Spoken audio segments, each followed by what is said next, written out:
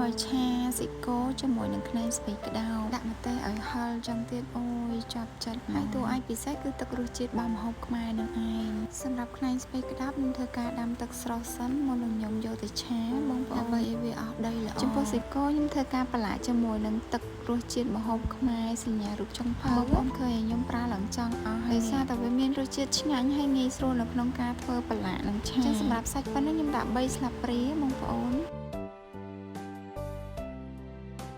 បន្ទាប់ពីទឹកពុះហើយខ្ញុំយកខ្នែងស្ពៃក្តោបមកស្រោចហើយស្រោចយូរម៉ែនេះបងប្អូនយើងដាក់តាមមករៀងសពប់ទៅបានហើយ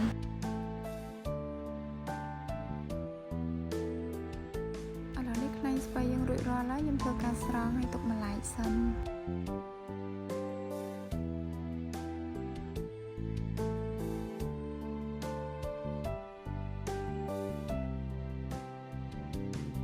ខ្ញុំចាក់ប្រេងឆាចូលមករួចហើយដាក់ខ្ទឹមនិងម្ទេសដែលខ្ញុំបានបុកនឹងចូលតែខ្ញុំបុកអត់ម៉ត់ពេកទេដោយសារតែខ្ញុំអត់ចង់ឲ្យវាហឹរខ្លាំងពេកឡងពេលដែលខ្ញុំឆាហ្នឹងគឺខ្ញុំឆ្លក់ខ្លាំងមែនតែខ្ញុំឡើងចង់ផ្ដាសាយ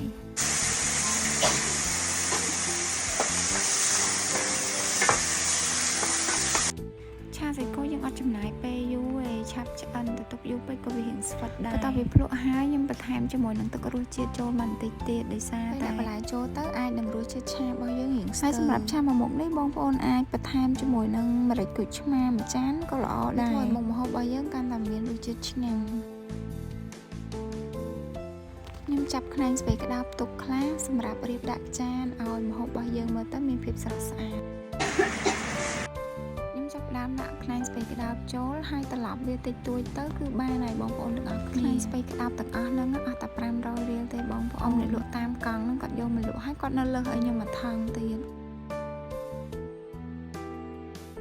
ឥឡូវមកម្ហូបរបស់យើងឆ្អិនហើយកុំភ្លេចណាបងប្អូនទាំងអស់គ្នាទឹករសជាតិម្ហូបខ្មែរសញ្ញារូបពូចុងភៅជួយបងប្អូនបានច្រើនមែនតែនមិនថាប្រឡាក់ឬឆាទេបងប្អូនជាពិសេសប្រឡាក់សាច់ហ្នឹងគឺខ្ញុំប្រើឡើងចង់អស់ហើយនក់នៅឡើងបាតដបអញ្ចឹងបងប្អូនត្រូវការទឹករសជាតិម្ហូបខ្មែរសញ្ញារូបពូចុងភៅទាក់ទងទៅខាងគាត់បានខ្ញុំនឹងដាក់ link របស់គាត់នៅខាងក្រោមទាំង link TikTok និង Facebook ថាតាម៉ាក់ជាស្ត្រីមេផ្ទះទេអូនសិស្សសាលាដែលគាត់នៅបន្ទប់ជួលនៅឆ្ងាយពីគ្រួសារមានទឹករសជាតិនេះម្ដងបងតានីអនឯងថាអនឯងធ្វើម្ហូបបានលឿនហើយចំណេញខ្លាំងមែនតើ